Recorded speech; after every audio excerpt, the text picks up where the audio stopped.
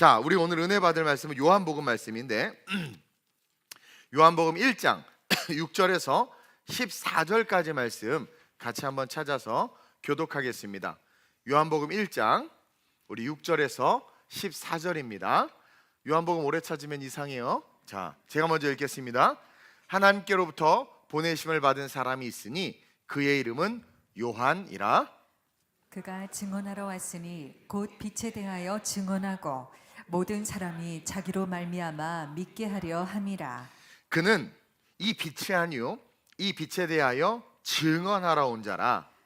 참빛 곧 세상에 와서 각 사람에게 비추는 빛이 있었나니 그가 세상에 계셨으며 세상은 그로 말미암아 지은 바 되었으되 세상이 그를 알지 못하였고 자기 땅에 오매 자기 백성이 영접하지 아니하였으나 영접하는 자 곧 그 이름을 믿는 자들에게는 하나님의 자녀가 되는 권세를 주셨으니 이는 혈통으로나 육정으로나 사람의 뜻으로 나지 아니하고 오직 하나님께로부터 난 자들이니라. 함께 말씀이 육신이 되어 우리 가운데 거하심에 우리가 그의 영광을 보니 아버지의 독생자의 영광이요 은혜와 진리가 충만하더라.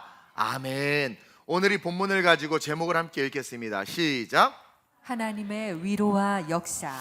2025년 이제 시작되고 두 번째 주 우리가 거룩한 제단 앞에 서 있습니다. 하나님의 영광을 위한 주제로 우리가 걸어가기를 원하는데 저와 여러분들이 오늘 이 말씀이 지금 2025년의 시작과 또 우리가 지금 처해진 상황과 이 대한민국의 모습 또 세계 열방의 모습들 속에서 우리가 하나님의 위로와 역사가 오늘 이 말씀을 통해서 여러분들에게 임하시길 축원드립니다. 제가 오랜만에 뉴스를 봤어요 어제. 그러면서 가슴이 너무 또 답답하고 한동안 안 봤는데 답답하고 이 대한민국이 도대체 왜 이렇게 되었나라는 생각에 그 느낌을 처음 받았어요. 이게 뭔가 내 안에서 스트레스액이 막 분비되는 느낌. 그런 거 아세요? 막 이게 뭔가 막 그래서 그런지 지금 막 역류성 식도염이 다시 올라오는 것 같고 어제 막 그런 느낌이 막 느껴졌어요. 그러다가 문득 하나님께서 이 땅에 세례 요한을 보내신 하나님의 말씀이 딱 떠오르면서 오늘 여러분들과 나눠야 되겠다 그런 감동을 받았습니다. 여러분, 하나님은 세상을 창조하셨고 지금도 다스리고 운행하세요. 하나님 천지 만물을 창조하셨고요, 역사 뒤에 계신 게 아니라 역사 속에서 지금 하나님이 이 천지 만물을 운행하십니다. 혹자는 정말 하나님이 살아계시고 하나님이 니들이 말하기를 사랑이라고 하는데 정말 하나님이 사랑이라면 어떻게 이 땅에 끔찍한 재난과 사고와 사건, 전쟁과 살인 등 약자들을 보호하는 일들이 일어나야지 왜 이런 엄청난 일들이 일어나느냐, 이런 거 없어야 되지 않냐라고 이야기를 합니다. 또 우리가 간절히 기도하면 믿는 자들조차도 하나님 응답해 주셔야 되지 않냐, 내가 교회를 떠나는 이유는 내가 10년 동안 기도한 기도 제목을 하나님은 외면하셨다 막 그러면서 교회를 떠나기도 합니다. 그러면서 결론을 뭐라고 말하냐면 하나님은 없다. 계신다면 이 악의 창궐을 두고 보실 수 없으실 텐데, 계신다면 LA의 이 산불을 이 지경으로 하시지는 않으실 텐데, 비라도 내려주실 텐데 얼마나 많은 미국의 교회가 기도하겠습니까? LA에 있는 교회들이 그 산불이 꺼지도록. 근데 하나님은 응답하시지 않는다. 오히려 바람을 더 불어서 재앙을 더 주시는 거 아니냐. 내가 교회를 떠나는 이유는 나는 하나님이 없다고 믿기 때문이다. 그리고 하나님은 인간의 역사에 이제 더 이상 관여하지 않는다. 내 인생에 하나님은 관심이 없다. 그리고 심지어 어떤 분들은 그래, 하나님은 잔인하신 분이다. 그렇게 단정을 짓기도 합니다. 물론 그렇게 말하는 대부분의 사람들은 신앙이 없거나 또 잘못된 영에 묶여 있거나 잘못된 신앙을 갖고 있기 때문에 그렇게 이야기를 해요. 그러나 그들의 말을 듣고 우리는 반응하고 답을 줄 수 있어야 돼요. 그들에게. 여기서 그들이 간구한 내용이 뭐냐면 바로 죄라는 문제를 그들은 간구하고 있다라는 거예요. 죄라는 문제. 또 그들의 요구가 억지고 또 악인들에 의해서 그런 많은 일들이 이루어지고 있다는 사실을 인식하지 못한 채 신에게만 다 핑계를 돌리고 있는 거예요. 심지어 하나님 왜 나를 복을 안 주냐, 복받을 삶을 살지도 못하고 그 복을 받을 자격이 되지 않는 자기를 돌아보지는 않은 채 무조건 신은 복을 줘야 되고 기도에 응답해야 된다라는 잘못된 신앙관을 갖고 있는 거죠. 여러분, 사실 이 땅에서 벌어지는 모든 악과 불행과 죄는, 그러니까 이 땅에서 벌어지는 모든 그런 일들은요, 악과 불행과 죄로 말미암는 거예요.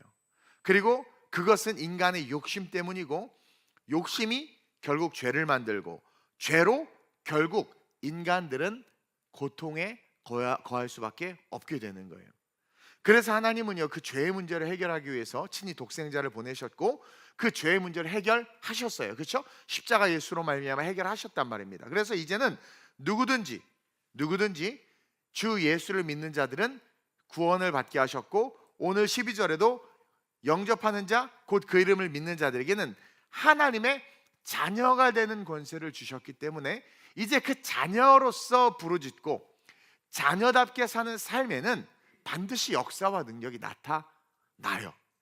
그리고 정말 그 구원받는 자들, 받은 자들로서 말씀대로, 가르침대로 살면 이 땅의 많은 그리스도인들이, 정말 많은 교회가 정말 기록된 말씀대로 살고 그 말씀을 제대로 가르쳐서 그렇게 우리가 산다면 지금의 세상보다 훨씬 안전하고 아름다운 세상이 될 거라는 거예요. 근데 안타까운 현실은 그렇게 예수를 믿는다고 하지만 믿는 자들의 삶에 빛이 보이질 않고, 또 빛을 증거하면서 믿지 않는 자들이 하나님의 통치와 다스림을 받을 수 있도록 전도하고 우리가 가르쳐야 되는데, 먼저 된 우리조차 약함으로 빛을 증거하려고 하지도 않고, 또 세상은 계속해서 악을 행하기 때문에 우리의 악함과 그들의 믿지 않음이 이 땅에서의 마귀의 역사를 증폭시키고 있는 건 아닌가, 우리는 돌아볼 수 있어야 된다는 거예요. 오늘날 세상이 악하다고 말합니다. 그리고 정말 예수를 믿는 자들이 정말 제대로 예수를 믿는다면 그 악한 세상 한편에 희망과 소망이 있어야 되는데, 하다못해 우리 보세요. 우리 믿는다고 하면서 우리는 신호등 하나 지킬 힘이 없다니까요. 불법 유턴 하나 절제할 힘이 없는 그런 우리가 어떻게 이 세상이 아름다워지기를 바랄 수 있겠습니까? 그러니 지금의 이 대한민국의 정치판을 남 탓할 일이 아니라는 거죠. 또 반대로 세상의 법은 너무 잘 지키는 그런 그리스도인들이 있어요. 근데 정말 하나님의 말씀, 하나님이 말하는 하나님의 법은 지킬 힘이 없는 사람들도 있다라는 거죠. 말 그대로 아놈이에요. 아놈이. 앞에서 예배하고 찬양할 때는 거룩하고 성가대 옷 입고 거룩하게 하다가 조금만 세상에 나가면 언제 그랬냐는 듯이 막 사는 우리의 삶, 이런 이중적인 모습들이 하나님이 이 땅에 개입하시고 싶으셔도, 역사하시고 싶으셔도 우리 스스로가 그 역사를 맡고 있는 장벽을 만들고 있다라는 것을 우리는 인식할 수 있어야 된다라는 거예요. 그러니까 교회나 세상이나 다 엉망이 되고 믿지 않는 자들 하나님이 없다고 말하며 이 세상을 하나님이 버렸다라고 이야기할 수 있는 일들이 우리도 공감할 수 있다라는 거예요. 특히 지금의 대한민국의 사태를 보면은요, 여러분도 알지만 원칙도 없고 정의도 없어요. 기준도 다 사라져 버렸고, 법의 해석도, 아니 법을 왜 민심에 따라서 바뀌는 줄 모르겠어요. 그렇죠? 프린시플, 원칙이 다 사라져 버리고 당리당략과 흑백 논리로 철저하게 마귀에게 유린당하고 있습니다. 이 대한민국이 지금. 만약 국회의원을 비롯해서 많은 위정자들이 진정한 신앙과 그 신앙이 추구하는 진리와 정의와 사랑을 알고 믿는다면 대한민국이 여기까지는 오지 않았을 것 같아요.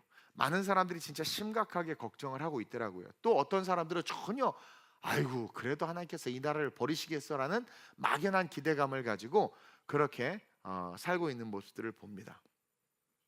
여러분, 오늘 본문 초대교회에 대한 이야기인데, 이 초대교회가 지금 이단의 공격에 무너지고 성도들이 교회 안에서부터 타락하고, 또 교권, 이제 목사라는 어떤 제사장이라는 그 교권으로 말미암는 세속주의가 지금 초대교회를 무너뜨리고 있단 말이에요.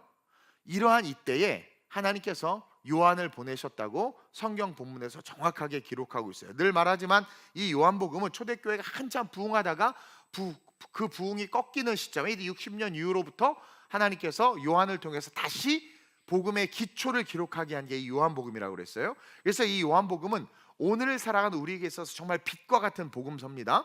그래서 본문 6절에 무너져가는 교회를 향해서 뭐라고 요한을 보낸 이유를 기록하고 있느냐? 한번 읽어볼까요? 시작. 하나님께로부터 보내심을 받은 사람이 있으니 그의 이름은 요한이라. 이 무너져가는 초대교회 속에서 60년 전에 이미 이 땅에 와서 아름답게 살다가 사라진 이 요한이라는 사람을 등장시키면서 그 요한을 보내신 분이 하나님이시다. 하나님께로부터 보내심을 받은 사람이 있으니 그 이름은 요한이다 라는 이 문장을 우리에게 던져주고 있단 말이에요. 이 문장 속에서 우리가 깨달아야 되는 게 뭐냐면, 하나님은 이 땅을 방관하시거나 외면하는 분이 아니라는 거예요. 아주 깊이 있게 깊게 인간의 역사 속에서 당신의 어떤 계획과 목적을 가지고 개입하고 계신다라는 것을 정확하게 보여주는 본문이 이 6절 말씀이에요. 하나님께로부터 보내심을 받은 사람이 있으니 그의 이름은 요한이다. 하나님이 왜 요한을 보내셨냐라는 거예요. 하나님은 인간의 역사 속에 당신의 계획과 목적을 가지고 나 아직도 일을 하는 하나님이야. 내가 너희들의 인생 속에 개입하고 역사 속에 개입하며 나는 너희와 함께하는 임마누엘의 하나님이야. 내가 가진 계획과 목적 때문에 내가 이 요한을 보낸 거야 라고 우리에게 가르쳐주고 있는 거예요. 즉 우리가 예수를 믿고 보냄받은 자로서의 삶을 살면 하나님의 통치와 공의와 정의가 이 땅에 실현될 수 있다는 거예요. 누구를 통해서? 요한과 같은 저와 여러분들을 통해서. 우리가 예수를 믿게 된 건 다시 말하면 하나님이 우리를 이 땅에 보낸 거예요. 보낸 거예요. 이 빛이 보세요. 성경은 하나님의 빛에 대해서 증언하도록 요한을 보냈다고 이야기합니다.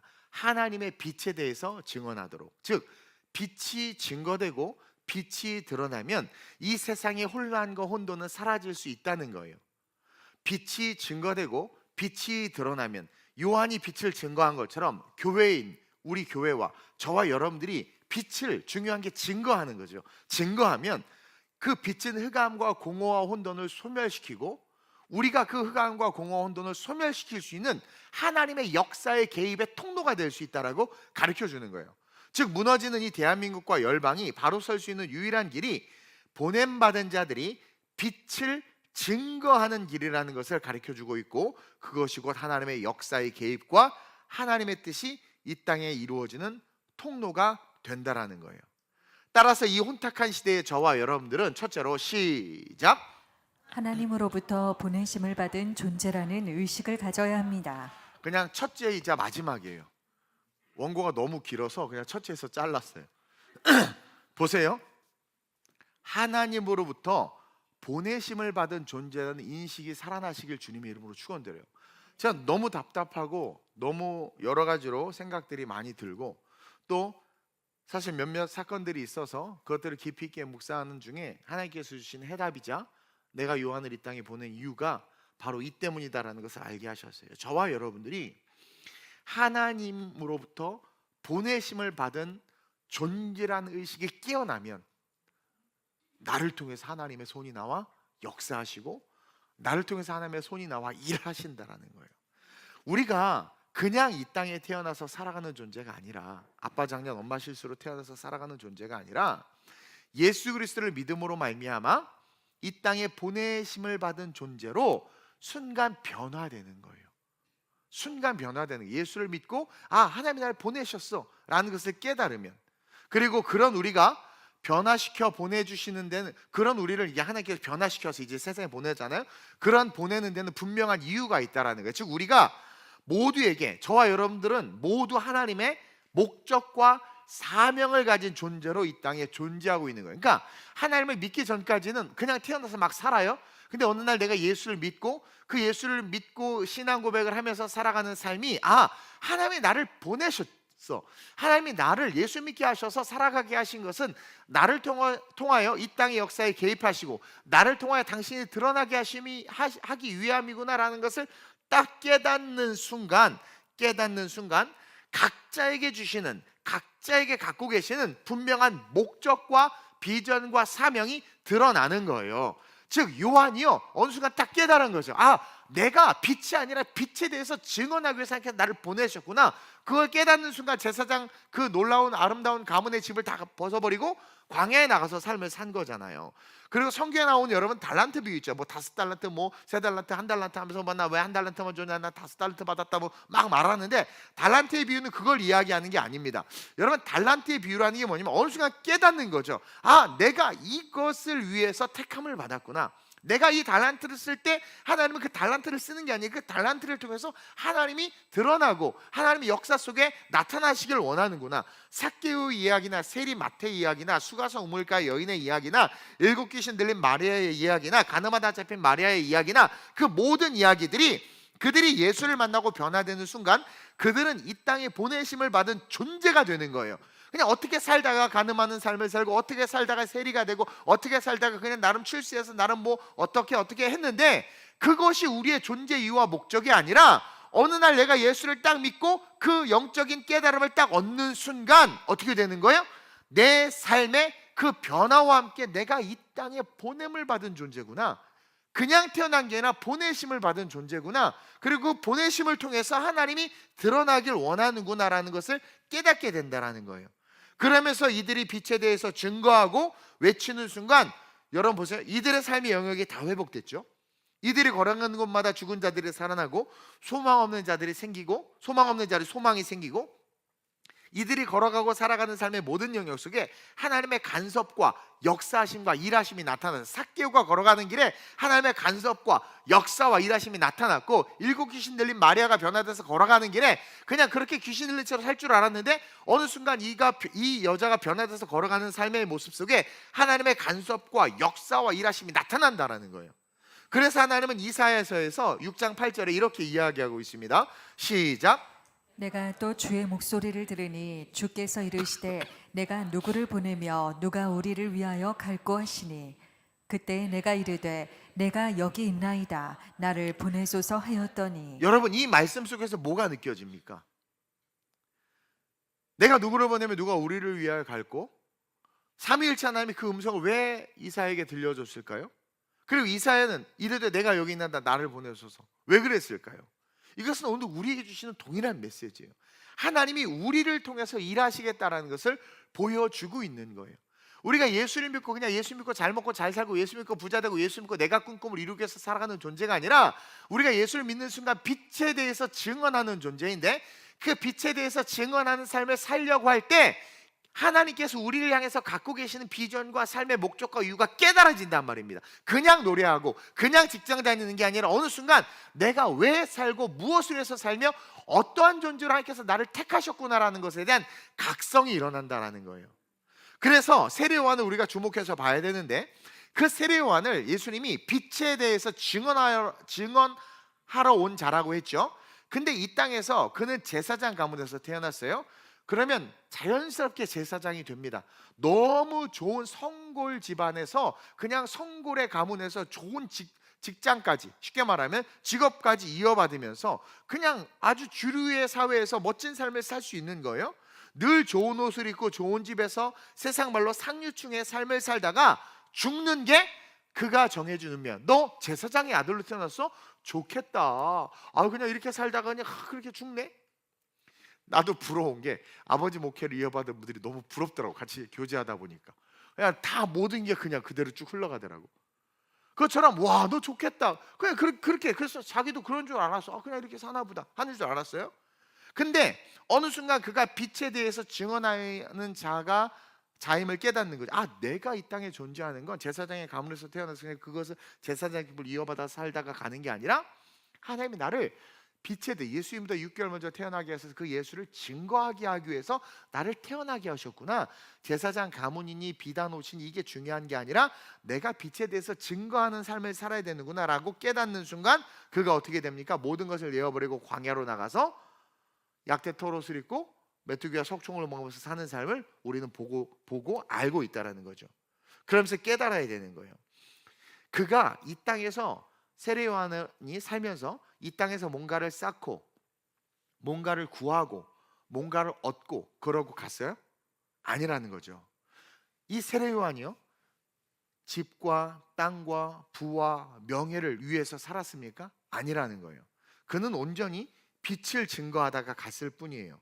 왜냐하면 이 땅에 존재하는 자신의 존재 목적을 분명히 알았기 때문에 그 목적, purpose driven, 목적이 이끄는 삶이 됐지 세상과 썩어질 것이 이끄는 존재로 삶을 살지 않은 거예요. 우리는 장례식에서 늘 장례식장 가면 늘 보고 듣죠. 죽을 때 여러분 뭐 갖고 가는 거 봤어요? 돈 찔러준다 그 돈 죽은 자가 갖고 갑니까? 그렇게 열심히 살던 그 삶의 결과, 물질, 재산 여러분 죽을 때 가져갑니까? 우리는요 살아있을 때 부르심에 대한 확신을 받는 게 너무 중요해요. 그리고 그 확신을 통해서 빛을 증거하는 삶을 살 때 비로소 그 빛을 어떻게 효과적으로 증거할 수 있을까? 무엇을 통해서 증거할까라는 비전과 소명을 깨닫게 되는 거예요. 그래서 내가 선생님인데 또는 내가 의사인데 또는 내가 사업가인데 내가 직장을 다니는데 이게 깨달아지는 순간 그것이 내가 직업으로 갖고 있던 것이 빛을 증거하는 데 쓰임받는 도구가 되는 것이고 그 직장 생활과 내가 영위하는 모든 것들 속에 하나님의 손이 나타나서 내가 빛을 증거하려고 할 때 그 모든 영역 속에 하나님께서 우리가 살아가는 삶의 영역을 만지신다라는 거예요. 나를 통해서. 때로는 살다 보면 질병에 어려움을 당하기도 하고 물질 때문에 어렵기도 해요. 또 때로는 하나님께서 갑자기 막 잘되게 하셔서 명예와 영광을 얻기도 하세요. 근데 그 모든 것들이 다 하나님을 증거하는 도구로 사용받다가 우리는 그냥 가는 거란 말입니다. 그러니까 암이 걸려도 암 때문에 지배당하고 두려운 것이 아니라 그 암이 걸린 상태에서 내가 빛을 증거하는 자임을 기억한다면 그 암 또한 하나님이 역사하는 통로와 도구로 쓰임 받는다라는 거예요. 그러다가 결국은 우리가 언젠가는 죽음을 맞이할 텐데 그 죽음이 결국 우리가 살아온 삶의 결론이에요. 필터예요. 쭉 필터를 통과해서 죽음 이후에 딱 눈을 떴더니 저와 여러분들의 삶에 쥐어진 게 뭐냔 말이에요. 빛을 증거하면서 살았던 삶만이 우리의 손에 쥐어져 있는 거라는 거예요. 이 땅에 존재하는 그 어떤 것도 쥐어질 수 없어요. 지금 막 당리당략으로 싸우고 어쩌고 저쩌고 하는데 위대한 가치를 말하고 무슨 아젠다를 말하고 열심히 살아가지만 다 쓸데없는 거라는 거예요. 내가 거기서 그리스도인님이 인식되고 나를 통해서 빛이 드러나고 내가 빛을 증거해야 된다는 사명감이 살아나지 않으면 내가 달란트를 가지고 열심히 일해도 내가 가진 것들을 가지고 내가 열심히 뭔가 선한 것을 해도 그 모든 것들은 헛되고 헛될 뿐이라는 거예요. 하나님이요 우리를 빛과 소금이라고 말한 이유가 뭐냐면 마태복음 5장 13절에서 15절을 보면 한번 읽어봅시다. 시작. 너희는 세상의 소금이니 소금이 만일 그 맛을 잃으면 무엇으로 짜게 하리요? 후에는 아무 쓸데없어 다만 밖에 버려져 사람에게 밟힐 뿐이니라. 너희는 세상의 빛이라. 산 위에 있는 동네가 숨겨지지 못할 것이요 사람이 등불을 켜서 말 아래에 두지 아니하고 등경 위에 두나니 이러므로 집안 모든 사람에게 비치느니라. 자, 우리의 존재에 대해서 정확하게 소금과 빛이라고 이야기합니다. 그리고 이 존재로서 살아가는 삶에 있어서 성경에서 예수님이 그 사람이 어떤 직장을 다니고 나이가 어떻고 학력이 어떻고 재산이 어떻고 외모가 어떻고 이런 걸 이야기하고 있습니까? 어떤 일을 하든 어떤 상황이든 우리의 존재 자체의 목적은 빛에 대해서 그냥 증거하는 거라는 거예요. 직업이 뭐든 나이가 뭐든 상관없이 우리의 본질적인 목적은 빛에 대해서 증언하는 것이 저와 여러분들이 존재하는 본질적 목적이고 그렇게 살 때 우리의 존재는요 그냥 스스로 위대하게 세상에 영향을 끼치는 존재로 바뀐다라는 거예요. 왜냐하면 그게 바로 역사 속에서 개입하신 하나님의 일이 되고 하나님의 사역이 되기 때문에. 그래서 약대털 옷을 입고 저주받은 낙타의 옷을 입고 메뚜기와 석총을 먹었지만 당대 분봉왕이었던 헤롯이 세례 요한을 건들지를 못했어요. 존경했단 말입니다. 세상이 존경하고 높이고 두려워하고 또 가깝게 지내고 싶은 건 권력이 있거나 돈이 있거나 좋은 가문이거나 아니면 어떤 아름다움을 갖고 있거나 뭔가 있어야 된단 말이에요. 근데 세례 요한은 모든 걸 버리고 단지 빛에 대해서만 증거했을 뿐이에요. 그의 외모는 거의 무슨 야인과 같았죠. 초라하고 추했어요. 근데 헤롯이 흠모했고 이스라엘의 많은 유대인들이 그를 따랐으며 그는 존중받고 높임받았어요. 그의 말은 말이 아니라 권세였고 힘이었단 말입니다.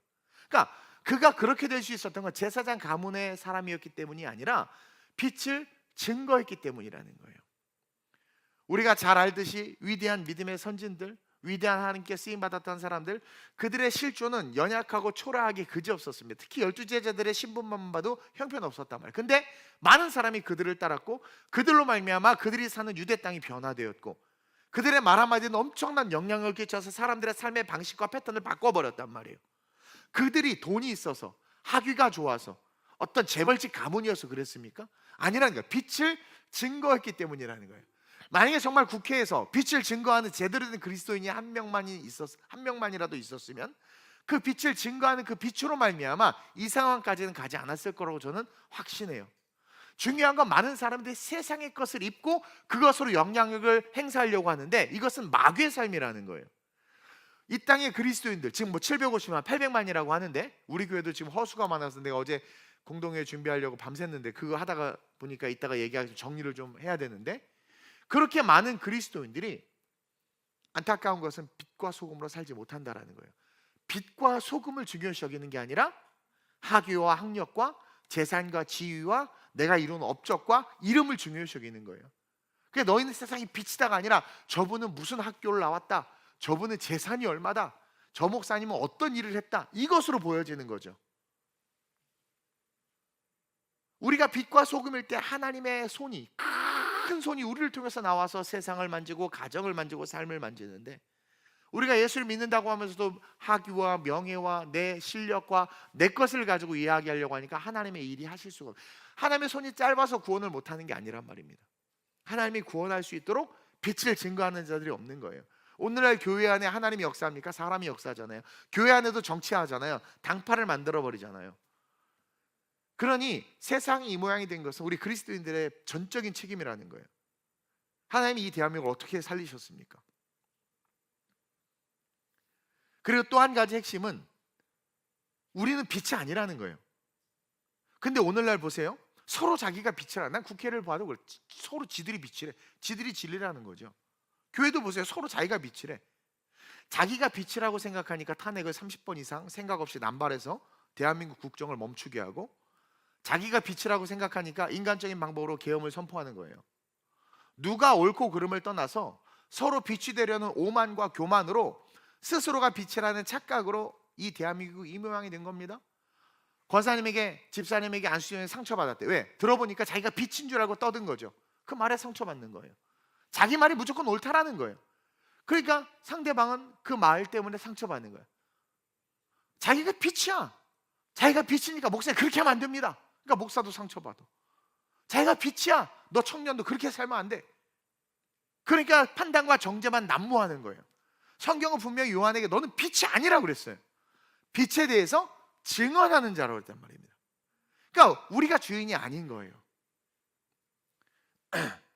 모든 교회가 교회 안에 빛을 증언하는 자들이 있으면 너무 아름다울 텐데 다 빛인 줄 아는 사람들만 교회 안에 있으니까 자기가 옳고 자기만이 맞다고 그렇게 생각하고 모든 것을 판단하고 정죄하고 결국 그들이 교회를 혼란스럽게 하고 스스로 빛이라고 생각하는 사람들이 교회를 파괴하고 무너뜨리는 거예요. 자기를 드러내려고 하는 자들은요 결국 모두에게 교회 안에서나 세상에서 불쾌감을 주는 존재로 전락해버립니다. 하는 모든 것들이 불쾌감을 주더라고. 뉴스를 봐도 그렇고 다 보니까 다 지잘났대. 이러한 것들이 결국 이 세상과 교회에서 하나님의 역사적 개입을 막고 우리 스스로가 어둠으로 달려가는 짓이 되는 거예요. 우리는 빛이 아니라 빛에 대해서 증언하는 자임을 인식해야 돼요. 오늘 본문 8절입니다. 뭐라고 되어 있습니까? 큰 소리로 시작. 그는 이 빛이 아니요 이 빛에 대하여 증언하러 온 자라. 여러분 명심하셔야 돼요. 여러분들은 진리가 아니에요. 여러분들의 진리를 주장하지 마세요. 여러분들은 여러분들이 배우고 익힌 진리를 빛을 통해서 전하는 자, 그러니까 예수를 전하는 자가 되어야 되는 거예요. 2025년에 우리 빛이 되려고 하지 맙시다. 빛에 대해서 증언하려고 해야 돼요. 그게 소금이고 그게 빛이에요. 그럴 때 하나님이 우리 어떻게 해요? 높이셔. 등경 위에 두는 거예요. 그럴 때 우리 때문에 썩지 않는 거예요. 우리 때문에 하나님이 소금이 되고자 하는 빛을 증언하는 우리를 통해서 하나님께서 드러나셔서 그 지역을 썩지 않게 만드는 거예요. 아니, 의인 10명만 있어도 소돔과 고모라가 멸망당하지 않는단 말이에요. 왜? 그들을 통해서 하나님의 거룩한 손이 나와서 그 소돔과 고모라를 바꿀 수 있기 때문에. 근데 그러지 못한 거죠. 2025년 빛이 되려고 하지 말고 빛에 대해서 증언하려고 해야 돼요. 그럴 때 요한을 보내신 이유가 있음과 같이 우리를 빛을 비추게 하신 이유와 목적을, 나에게 빛을 비추게 하신 이유와 목적을 알게 되는 거예요. 깨닫게 되는 거예요. 그리고 그 목적의 결과가 우리가 살아가는 삶에 나타나요. 결론적으로 이 새해의 시작점에서 우리는 참 빛에 대해서 정확하게 알아야 돼요. 그래야 빛을 증거할 수 있지 않겠습니까? 참빛 예수 그리스도. 여러분, 예수 그리스도를 제가 예전에 한번 말씀드렸는데, 그냥 예수 그리스도라고 하면 어려운데, 여러분, 이 예수 그리스도는 다른 말로 말하면 참빛이고, 또 다른 말로 말하면 따라합시다, 시간이다. 여러분, 예수님은 시간이에요. 태초에 빛이 있으라 하심으로 예수님께서 이 땅에 거룩한 빛으로 등장하시면서 저녁이 되고 아침이 되니 예수로 말미암아 하루가 시작되게 하셨어요. 즉 빛은 시간의 시작입니다. 예수님은 시간의 시작이란 말이에요. 그래서 우리가 빛에 대해서 증거하기 시작하면 우리의 시간 속에 창조 역사가 나타나요. 그래서 예수님이 지나간 자리에 회복이 일어나잖아요. 예수님이 지나간 자리에 완전히 새로운 삶의 영역이 펼쳐지고 새로운 삶으로 바뀌는 자들이 나타나잖아요. 그 예수님은 시간인데, 그 시간 속에서 우리가 그 시간을 따라 걸어가기 시작하는 그 순간 성령께서, 하나님께서 우리의 삶 가운데 드러나서 우리의 삶을 완전히 재창조하는 생명의 역사가 나타나는 일들을 드러내 주신다라는 거예요. 우리가 씨를 심으면 시간이 흘러서 싹이 나고 열매가 맺듯이, 우리가 온전한 빛을 받아서 빛을 비추는 인생을 살게 되면 자연스럽게 빛을 비추는 인생의 시간 속에서 복이 자라요. 복은 받는 게 아니라 그것은 자연스럽게 나타나는 현상이라는 거죠. 저는 생각해보니까 참 복을 많이 받았어요. 돈도 없으시면서 복이 돈입니까? 여러분을 얻은 것도 엄청난 복이고요. 제가 이 땅에서 많은 일들을 할 수 있지만 저는 제가 복음을 증거할 수 있는 게 너무나 큰 복이에요. 저는 또 한편으로는 사업가가 되고 싶었기 때문에 사업가들이 부러운 게, 와, 어떤 분은요 11주 한 번으로 교회가 막 어마어마한 일을 하는 거야. 사실 우리 교회도 막 그런 분들 계셨으면 좋겠어. 일평생 죽기 전에 교회를 한번 10개씩 세우고, 또 어떤 사람은 교사인데 학생들을 가르치는데 그 선생님 하나 때문에 와, 차세대에 하나님의 글로벌 리더들이 막 자라는 거예요. 그러니까 여러분, 내가 빛에 대해서 증언하기 시작하면 그 흐르는 역사, 그 시간, 내가 빛에 대해서 증언하는 것은 시간을 따라 하나님께서 마음껏 일할 수 있는 길을 열어놓는 거거든요. 근데 그 빛의 시간을 걸어가는 자들이 없으니까 하나님의 역사가 나타나지 않는 거란 말입니다.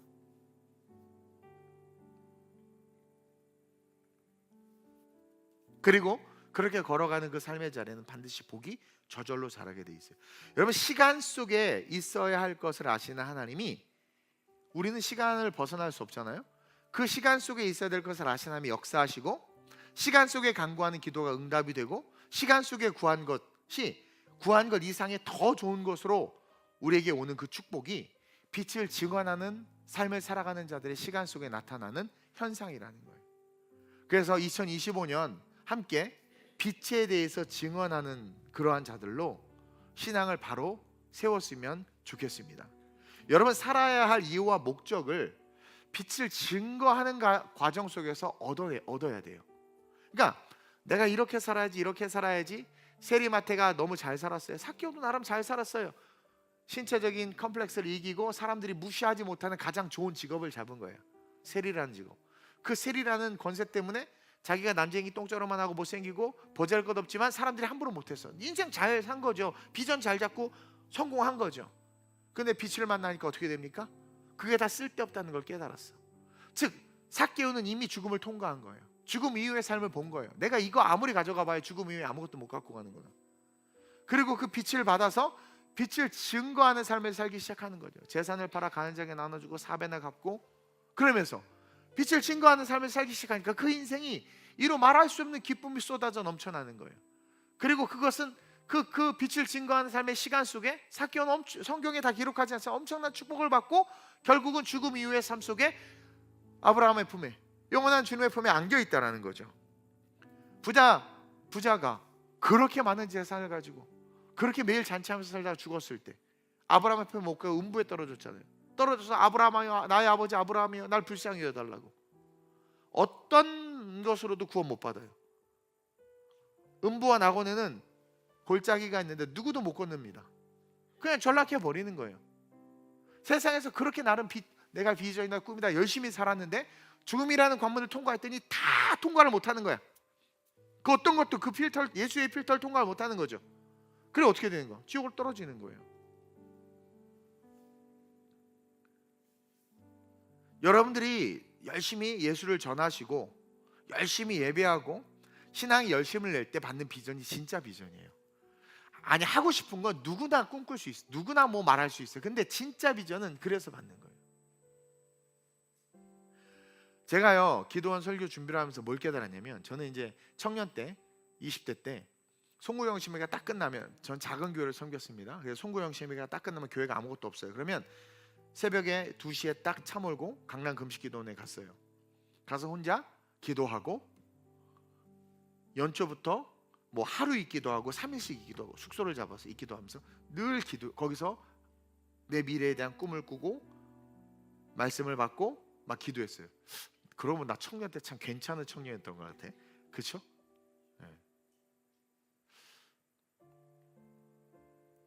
그러면서 나름 내가 꿨던 모든 꿈들이 입술로는 하나님의 영광을 위해서라고 외쳤지만 내면에 사실 내 욕심, 세상에서 드러나고자 하는 나의 모습이 숨겨져 있다는 것을 보게 된 거죠.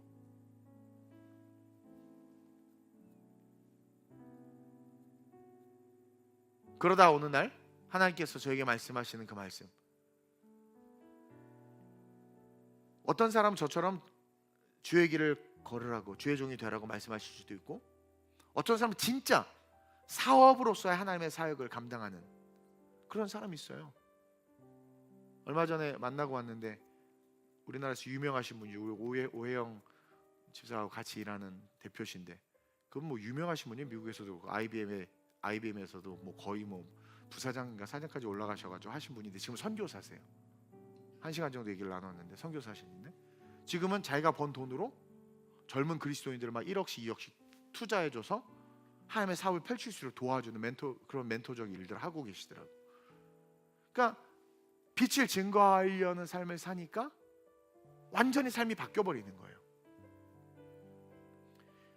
존재 이유와 돈을 모으는 목적과 내가 살아가는 이유가 완전히 새로워진. 그래서 그렇게 추구하는 그것이 예수를 통과해서 영원까지 이어질 수 있는 그 일이 되는 거. 이게 얼마나 멋진 일이냔 말이에요.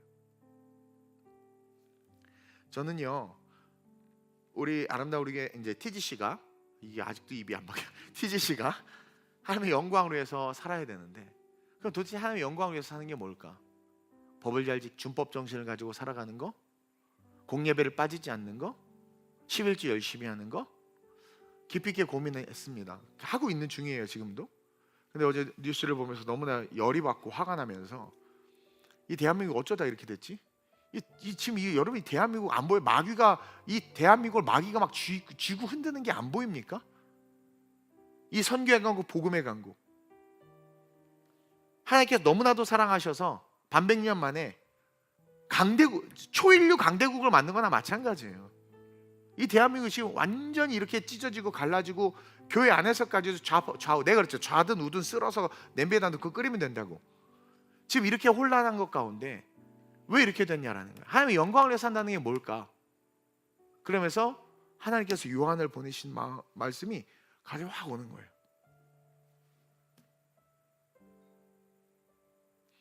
하나님께로부터 보낸 사람이 있으니 그 이름은 동훈이라,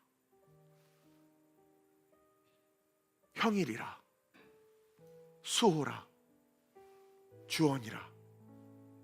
하나님께로부터 보내심을 받은, 예수 믿게 하신 사람, 내가 너를 통해서 빛이 증거되기를 원한다. 이 땅의 교회가 그 빛을 드러내지 못하고 예수를, 온전한 복음을 다 자기가 빛인 줄 아는, 지금 다 자기가 빛인 줄 알아.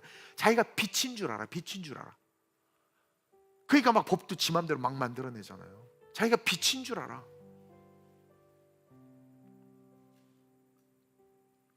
빛에 대해서 증언하는 것이 하나님의 영광을 위하여 사는 최고의 삶이다. 그리고 그것이 빛과 소금이다.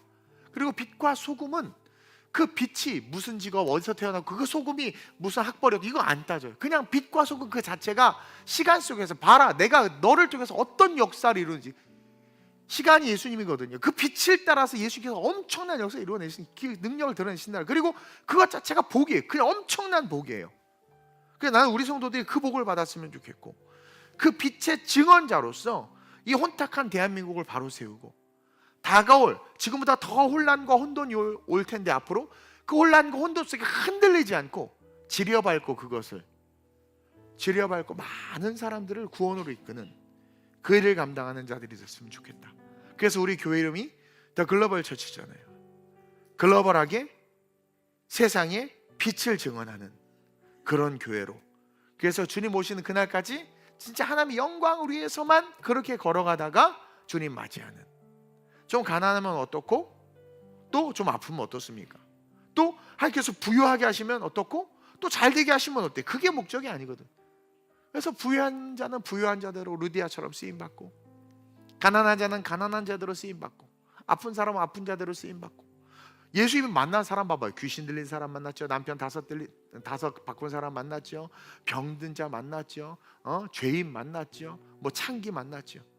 근데 이들은 다 뭐가 돼? 빛과 소금이 됐어요. 이들의 삶의 컨텍스트가 중요하지 않아요. 빛과 소금으로서 증거하는 그들의 삶이 얼마나 아름답고 얼마나 아름다운 열매를 맺었냐라는 거죠. 그리고 우리의 귀결은 천국입니다. 여러분, 천국 소망 갖는 게 이 시대에 너무나도 중요합니다. 거기서 잘 되는 자가 진짜 잘 되는 자예요. 그것을 위해서 우리 끝까지 걸어갈 겁니다. 같이 걸어가시길 주님의 이름으로 축원드립니다. 이 시간 한번 기도합시다. 제가 오늘 설교 제목을 하나님의 위로와 역사라고 쓴 것은, 사실 뒤에 되게 내용이 많은데 일단 잘랐는데, 하나님의 위로와 역사라고 쓴 것은, 여러분 보세요. 오늘 이 말씀이 위로가 되지 않습니까? 그리고 우리가 빛을 증거하기 시작할 때 하나님이 역사가 나를 통해서 나타난다라는 거예요. 나를 써달라고 기도합시다. 나는 빛이 아님을 이 시간 선포합시다. 그리고 예수의 빛을 온전히 드러내는 주님의 제자 될 수 있게 해달라고, 주인의식을 버리고 섬기는 자 되게 해달라고, 이 시간 간절히 오늘 말씀을 기억하면서 내가 하나님께로부터 보낸 사람이 있으니 그 이름은 요한이라 함같이 하나님께서 나를 이 땅에 보내셨다. 예수 만나게 하고 믿게 하는 것이 그것이다. 내가 요한이다. 나는 빛이 아니다. 빛에 대해서 증언하는 자다. 빛에 대해서 올바로 증언하면 이 대한민국도 나를 통해서 바뀌고, 빛에 대해서 올바로 증언하면 우리 교회를 통해 삶의 놀라운 역사를 하나님께서 행하실 수 있다. 내가 빛에 대해서 증언하면 그 시간 속에 내 자녀들을 아름답게 자랄 수밖에 없고, 내가 빛에 대해서 증언하면 그 빛에 대해서 증언하는 삶을 통해서 하나님의 크신 팔이 나와 우리의 삶의 모든 영역을 만지시고 우리를 축복하신다. 나는 빛에 대해서 증언하는 삶을 살겠습니다. 이제 주님의 세 번 부르고 합심으로 전심으로 결단하며 기도합니다. 주여, 주여, 주여. 좋으신 아버지 하나님, 이 혼탁한 세상, 이 어둠이 가득한 이 세상 한복판에서 우리가 회개해야 될 줄로 믿습니다.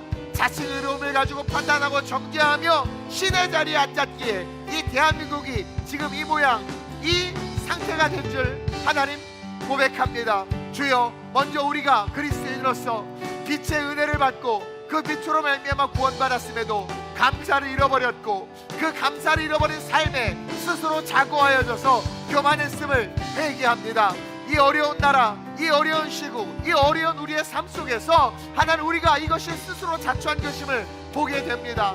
이 시간 회개하며 돌이키며 일어나길 원합니다. 하나님, 우리는 빛이 아니라 빛에 대해서 증언하러 온 자요, 하나님은 인류의 역사 속의 방관자가 아니라 하나님은 인류의 역사 속에서 우리를 통하여 일하시고 개입하시는 하나님이심을 오늘 또한 보았사오니, 주께서 일하실 수 있도록 우리가 하나님의 빛을 증거하게 하여 주시옵소서. 주인된 자리에서 내려와 예수 복음을 세상에 전하게 하시고 말하게 하시고 외치게 하여 주옵소서. 우리가 살아가는 삶, 그 그 복음을 삶에 실천하며 삶 속에서 드러나게 하여 주옵소서. 그럴 때 주님의 역사가 우리를 통해서 나타납니다. 요셉을 통해서 이스라엘을 살렸고 애굽의 그 수많은 백성들을 살리셨습니다. 주여, 우리가 하나님의 빛과 소금으로서의 삶을 살 때 하나님은 우리를 통해서 일하사 이 대한민국과 우리의 다음 세대들과 열방을 고치시고 회복하시고 치유하실 줄로 믿습니다. 판단과 정죄와 이념과 사상이 아니라 빛이신 그리스도를 증거하는 삶, 좌우를 떠나 빛이신 예수를 증거하는 삶, 그 삶의 주인공으로서 설 수 있도록 우리 모든 성도들을 붙잡아 주시고, 이 대한민국이 그러므로 말미암아 하나님이 만드시는 나라요, 이 땅의 교회가 다시 한번 힘을 내 부흥하여 하나님 온천하에 다니며 만민에게 복음을 증거하는 사명 감당하는 교회들로 일어나게 하여 주시옵소서. 여러 질병과 아픔과 고난이 오지만 빛을 증거할 때 질병도 아픔도 고난도 떠나갑니다. 왜냐면 하나님은 역사하시기 때문입니다. 빛을 증거할 때 시련과 역경 사라집니다. 빛을 증거하지 않고 빛이 되려고 하니까 시련과 역경과 고난 속에 처하는 겁니다. 아름다운 성도들과 함께 주님 오시는 그날까지 오직 빛에 대하여 아름답게 증언함으로 살아가는 삶 전체가 하나님의 영광을 위한 삶이 될 수 있도록 이끌어주시고, 그 가운데 진짜 비전, 진짜 소명, 진짜 사명받아 걸어가는 능력 있는 하나님의 자녀들 될 수 있도록 우리 TDC 모든 성도들에게 복의 복을 더하여 주옵소서. 빛에 대해서 증언할지어다. 빛과 소금이 될지어다. 하나님이 역사하실 수 있는 통로가 될지어다. 성령의 역사의 통로가 될지어다. 예수의 역사의 통로가 될지어다. 주여, 우리 교회가 마지막 시대에 하나님의 마음껏 역사 속에 드러나시고 개입하시고 성령께서 마음껏 이 역사 속에 나타나 만지시고 일하실 수 있는 온전히 빛을 증거하고 빛을 드러내는 교회로 영원까지 세워지게 하여 주옵소서. 우리를 통하여 일하시고 인도하시고 역사하시고 홀로 영광 받아 주옵소서. 좋으신 아버지 하나님, 혼탁한 이 시대 속에서 한국교회와 이 땅의 그리스도인들이 온전하고 아름다운 자기 자리를 찾아가야 될 줄로 믿습니다. 하나님, 많은 사람들이 자기가 빛이 되었습니다. 무조건 자기가 옳고 선악과를 따먹은 주인공으로서 세상을 판단하고 정죄하는 맛에 빠져서 남의 말은 듣지 않고 한 곳에 시선이 꽂혀서 나라를 망하게 하고 자기 가정을 망하게 하고 세상을 망하게 하는 줄 모르고 무식하게 달려가고 있습니다. 이러한 이때 하나님, 우리가 회개해야 될 줄로 믿습니다. 우리 그리스도인들 역시 동일하게 그들과 별반 다를 바 없이 그랬음을 회개합니다. 신앙의 연수가 길어지고 교회 안에서의 직분이 높아질수록 판단하는 자가 되고 정죄하는 자가 됐습니다. 우리의 말은 내가 빛이다 라는 선언이 되었고, 듣는 다른 사람들은 그것에 정죄당하여 상처받고 아파했습니다. 주님, 우리의 시선과 마음과 생각이 다시 한번 새롭게 기경되게 하여 주옵소서. 이 혼탁한 세상, 또 힘든 나의 삶, 우리의 가정 어떻게 할까 고민할 필요 없이 하나님께서 요한을 보내신 이유가 있음을 다시 한번 깨닫습니다. 당신이 일하고 싶으신 겁니다. 내가 누구를 보내어 누가 우리를 위하여 갈고, 이사야가 자원한 것처럼 우리가 빛과 소금이 되면, 우리가 빛을 증거하는 삶을 살면 하나님은 일하십니다. 우리의 가정에, 우리의 자녀에, 이 나라, 이 민족에, 우리 교회에. 오늘 이 말씀을 기억하며 우리가 빛이 아님을 기억하고 빛에 대해서 증언하기 힘쓸 수 있는 우리 모두가 되게 하시고, 그러므로 말미암아 빛에 대해서 증거할 때마다 그 시간을 타고 역사하는 하나님의 역사가 나타나고 뿌려지는 그 아름다운 축복의 씨앗들이 자라나 복을 받는 우리 성도들 되게 하시고, 이 나라, 이 민족이, 이 땅에 우리 그리스도인들이 다시 돌이켜서 빛을 증거할 때 이 나라, 이 민족이 다시 모든 혼란과 분열과 어둠의 진들이 사라지고 선교의 강국, 복음의 강국으로 온천에 다니며 만민에게 복음을 증거하는 나라 될 수 있도록 주님께서 이 나라의 민족을 살려 주옵소서. 2025년 하나님의 영광을 위한 이 표어는 주님 다시 오시는 그날까지 우리의 영원한 표어가 되어야 될 줄로 믿습니다. 하나님의 영광을 위한 삶은 다른 것 없습니다. 빛이신 예수를 증언하는 삶, 그것이 최고의 하나님의 영광을 위한 삶이오니, 그리고 그 안에 모든 기도의 응답, 신유의 역사, 성령의 충만, 이 땅을 고치심, 죽은 자를 살리심, 나라와 민족을 평안케 하심, 그 모든 것이 빛을 증언하는 삶을 사는 자들을 통해서 이루어짐을 깨달았사오니 그 삶을 통해 이 세상에 평안을 주고 축복을 주는 통로 될 수 있도록 우리 교회와 대한민국의 모든 교회와 열방의 교회들을 사용해 주옵소서. 감사함을 드리며 예수님의 이름으로 축복하며 기도드립니다. 아멘.